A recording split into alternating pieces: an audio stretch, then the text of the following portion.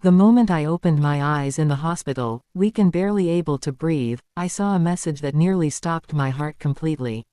While I was fighting for my life, my own daughter had brought strangers into my home, moved out my belongings, and sold the house I worked my whole life to build. She thought I would never wake up to see what she had done, but I did. And what happened next left everyone in shock. I opened my eyes for the first time in weeks, weak and confused, the beeping sound of machines surrounding me. I had been fighting for my life in the hospital after a sudden heart problem. My hands were shaking as I reached for my phone on the small table beside my bed. When I turned it on, hundreds of missed messages popped up. But one message, one single message, froze my blood. It was from my neighbor, Mrs. Collins. She wrote, "Margaret, I tried to stop her. Your daughter brought strange men to your house. They moved your things out. They said the house has been sold." For a moment, I could not breathe.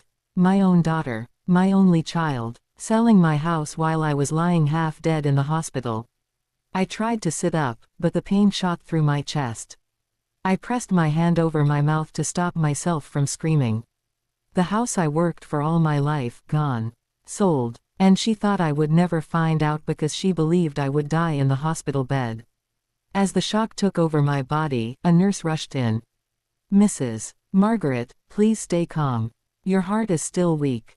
I stared at her with tears rolling down my face. "My daughter, she sold my house." The nurse paused, confused and worried. "What do you mean?" But before I could explain, my phone buzzed again. Another message. This time from an unknown number.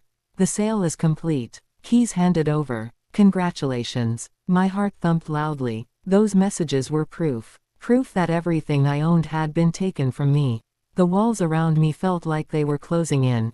I dropped the phone, covered my face, and cried like a child. How could my own blood betray me like this? Just then, the door creaked open again. A tall man in a suit stood there, holding a folder. He asked, "Mrs. Margaret Green?" "Yes," I whispered. He stepped closer. "I am here regarding your property transfer. There are some final papers you must sign." My breath stopped. Papers, property, transfer. He opened the folder slowly. Inside were documents with my name. My house. Signed away. He said, "Your daughter told us you agreed to sell everything before your surgery." I felt like the world was spinning. My daughter forged my name. She used my sickness to steal my home. Before I could speak, before I could even gather my breath to protest, he added quietly, "If you refuse to sign now, the buyer may press charges for delay." My eyes widened. Charges? Against me? For a house I never agreed to sell? The man placed a pen in front of me. I stared at the papers. My shaking hand hovered over the page. And then, I heard footsteps approaching. Familiar footsteps. The sound made every hair on my skin rise. It was my daughter. She walked into the hospital room with a bright smile, acting like nothing was wrong. "Mum, you're awake. How are you feeling?" But when she saw the papers in front of me, her face changed instantly. Her smile dropped. Her eyes widened. And she whispered, "Mum, you weren't supposed to see that." The room fell silent. We locked eyes. And before I could speak a word, she rushed forward and grabbed the documents from my hands. "Give me that," she shouted. Her voice echoed through the room. That was the exact moment I realized my daughter was ready to do anything, absolutely anything, to keep her secret. The man in the suit stepped back as my daughter snatched the documents from my hands. His eyes widened, unsure whether to intervene or step out. The nurse who had been checking my IV froze in place, watching the sudden chaos unfold. My daughter held the papers tightly against her chest, breathing fast, like someone trying to protect stolen treasure. "Give me those papers back," I said softly. I tried not to raise my voice. My chest still hurt, and every sudden movement felt like knives under my ribs. "No, Mum," she snapped. "You don't understand. You just woke up. You're confused. You need to rest." "Rest," I whispered. "Rest while you sell the only home I have." She looked away. Guilt flashed on her face for a moment, but then she forced a small smile, acting calm. "Mum, be reasonable. The house was too big. Too much work. I was only trying to help you. You needed money for treatment, remember?" I felt tears sting my eyes. I never asked you to sell anything. She stayed quiet. Her jaw tightened. The man in the suit finally cleared his throat. Excuse me, is there a problem here? Because if the client is refusing the sale, we need to update the buyer immediately. My daughter's eyes shot towards him like a warning. There is no problem. My mother agreed. I have everything under control. But the man didn't seem convinced. He stepped forward again. Ma'am, legally, you need to confirm. My daughter panicked. She's not in the right mental state. Do you want her to collapse right here? Do you want to be responsible for that? The nurse frowned. She is perfectly alert. My daughter glared at her. You don't know my mother. Actually, the nurse replied calmly, I know when someone is being pressured. The room grew even more tense. I could feel the energy shift. My daughter was losing control of the situation, and she knew it. She grabbed my hand, squeezing tightly. Mum, please, don't embarrass us. I'm trying to fix everything. Fix, I whispered. Or take everything. She flinched. The man stepped closer again. Mrs. Margaret, if you do not confirm the sale, the contract is invalid. My daughter whirled around and snapped, Can you wait outside? He hesitated, then nodded and stepped out. The nurse glanced at me, gave a small nod of courage, and left too. Now it was just the two of us. My daughter leaned in close. Her voice dropped to a whisper. Mum, listen to me carefully. If you cancel this sale, I will be ruined. I've already collected money. A lot of money. And I've spent part of it. My heart dropped. Spent? On what? She looked away again. On things you don't need to know. But if the buyer gets angry, he can take me to court. I can go to jail. Why didn't you ask me? I said quietly. Why didn't you wait to see if I would survive? Why did you assume I would die? She looked at me with eyes full of fear and shame. Because, the doctor said you might not make it. I swallowed hard. So instead of praying for me, you sold my life away. She didn't answer. For a moment, everything was quiet. Only the beeping machine by my bedside broke the silence. I could see her hands shaking. I could see the desperation in her eyes. She was scared. But she wasn't sorry. Not truly. Then she said something that made my stomach twist. Mum, if you love me, you will sign those papers. If you don't, everything will fall apart for me. And I can't let that happen. I stared at her. She used love like a weapon. Like a rope around my neck. But before I could respond, the door swung open again. The same man rushed in, breathless. Mrs. Green, he said quickly, we have a serious problem. The buyer is here. He says the house is already his. And he wants to speak to you right now. My daughter's face turned pale as a sheet. She whispered, no, he wasn't supposed to. Come here. The buyer's footsteps echoed down the hall. And the door handle began to turn. The door handle turned slowly, and my daughter froze like a statue.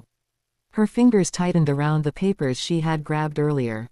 I watched her chest rise and fall quickly. She wasn't just scared, she was terrified. The door opened, and a tall man with a strong build stepped inside. He looked like someone who always got what he wanted.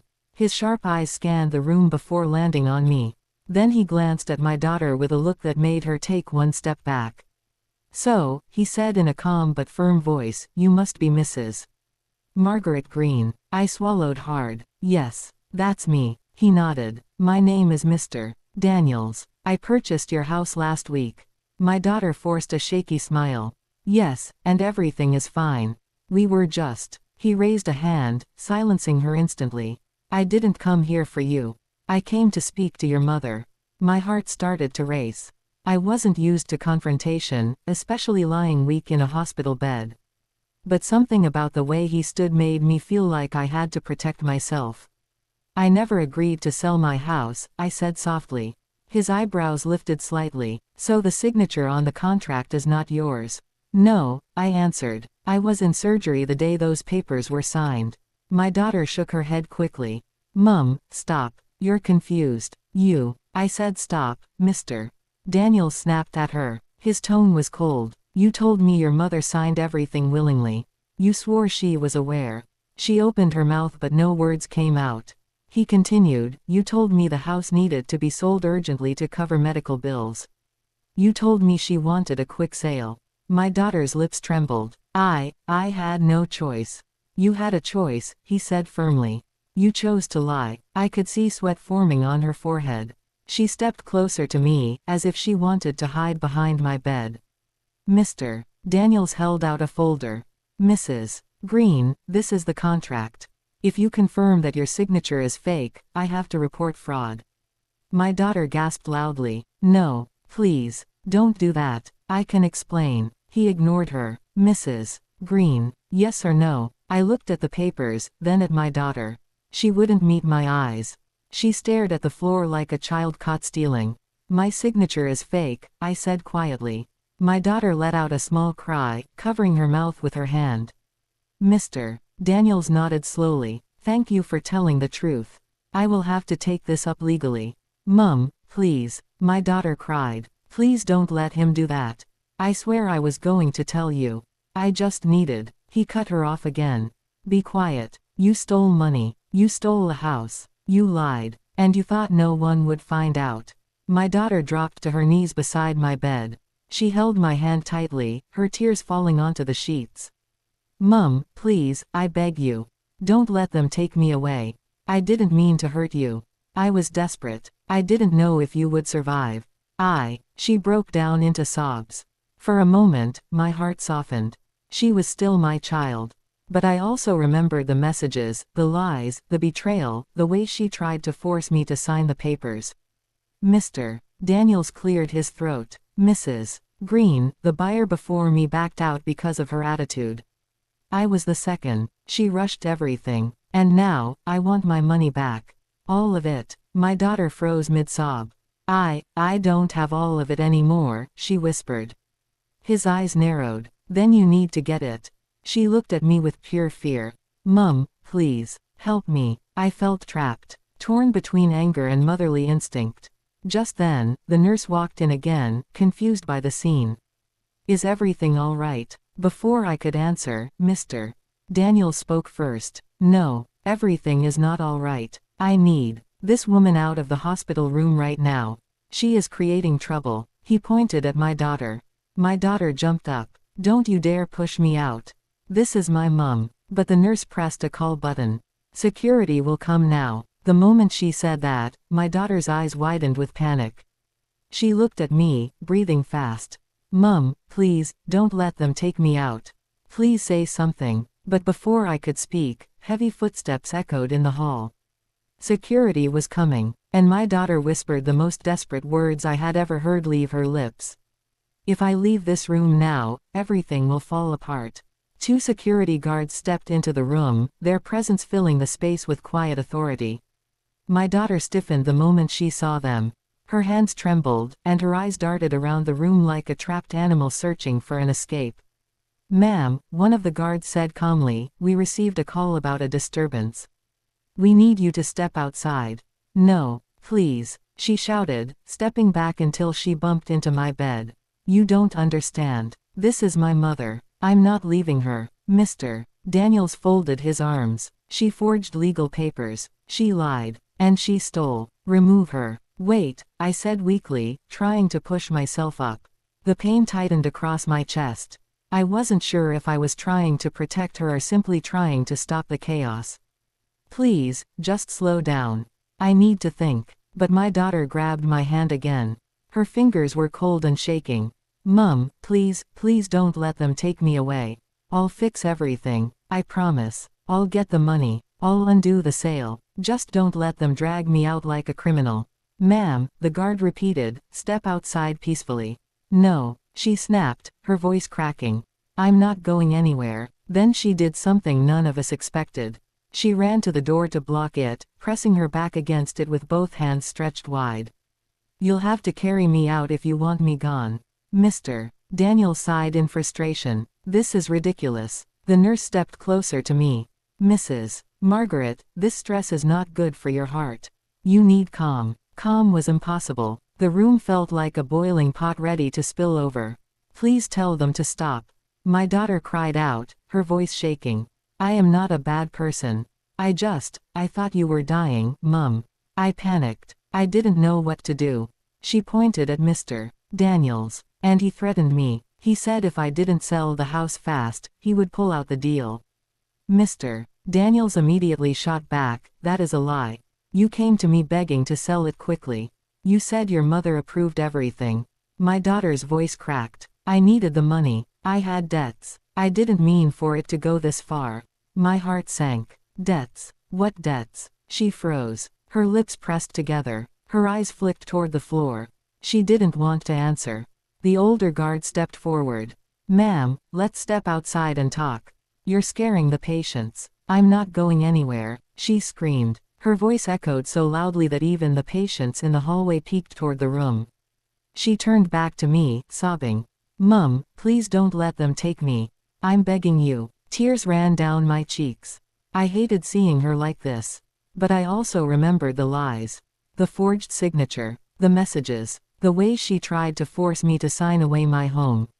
My daughter suddenly rushed back to my bedside and grabbed my wrist tightly. Mum, if they take me out of this room, you will never see me again. I will be gone. I can't face what's waiting outside. Please don't let them. Her voice cracked with a kind of fear I had never seen from her.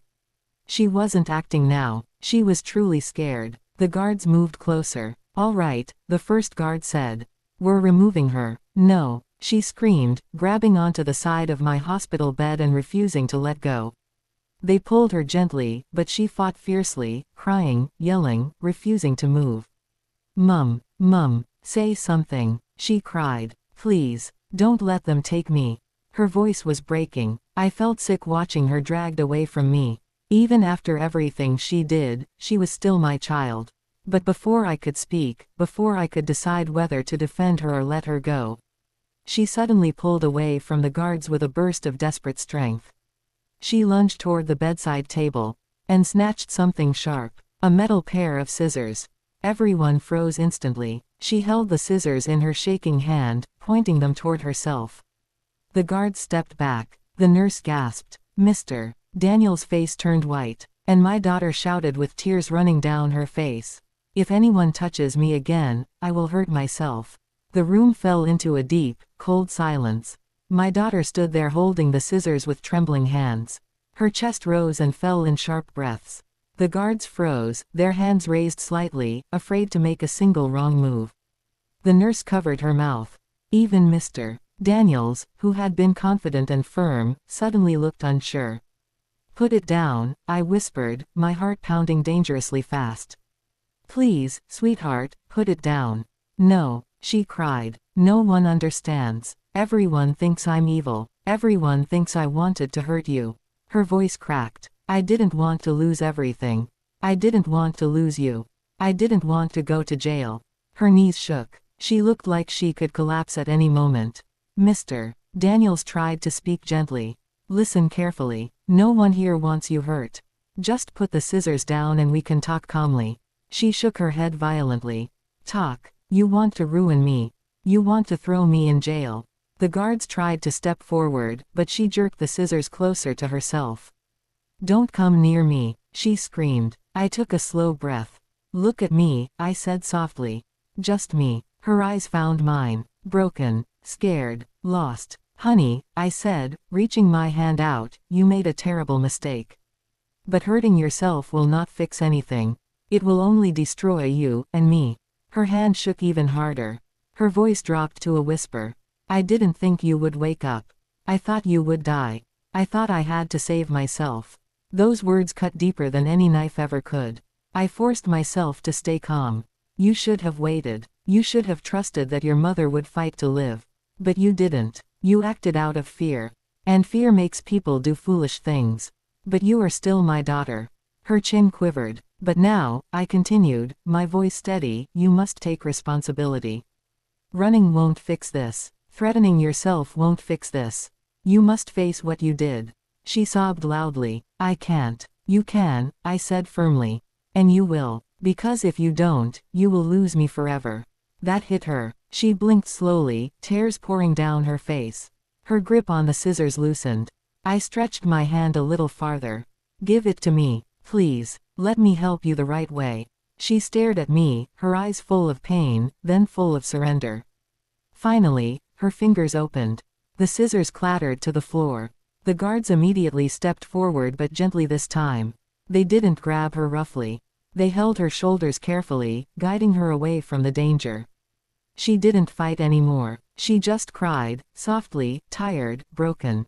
Mr. Daniels picked up the scissors from the floor and handed them to a nurse before walking to my bedside. "We won't press criminal charges," he said quietly. "As long as the money is returned. I'm not here to destroy anyone's family." I nodded weakly. "Thank you," he added, "but the house contract must be cancelled. We will handle that legally." I agreed. It was the right thing. The guards escorted my daughter to a quiet room down the hall where she could calm down. She kept looking back at me with tearful eyes before disappearing around the corner. The nurse adjusted my IV and sat beside me. "You need rest, Mrs. Margaret. Your heart has been through too much today." I wiped my eyes carefully. "My daughter, will she be okay?" "She will get support," the nurse said. "But she needs you to stay alive. So you must rest now." I leaned back slowly, breathing deeply, letting the pain wash out of me little by little. Hours later, when things finally quieted down, I closed my eyes and thought about everything that happened. The lies, the betrayal, the desperation, the fear, the daughter I raised, and the woman she became. But I also remembered the lesson life had just taught me. When you are weak, you discover who truly stands with you. And sometimes, even the ones you love the most can fall, not because they are evil, but because they are scared. My home could be rebuilt. My trust would take time. But my heart still chose forgiveness, because that was the only way any of us could heal. When my daughter returned to my room that evening, eyes red and face swollen, she sat beside my bed quietly. "I'm sorry, Mum," she whispered. I took her trembling hand. "Then let this be the last time fear makes you hurt the people who love you." She nodded, sobbing softly, and laid her head on my arm. Together, we started the slow, painful journey of fixing what was broken. Not just the house, but our hearts.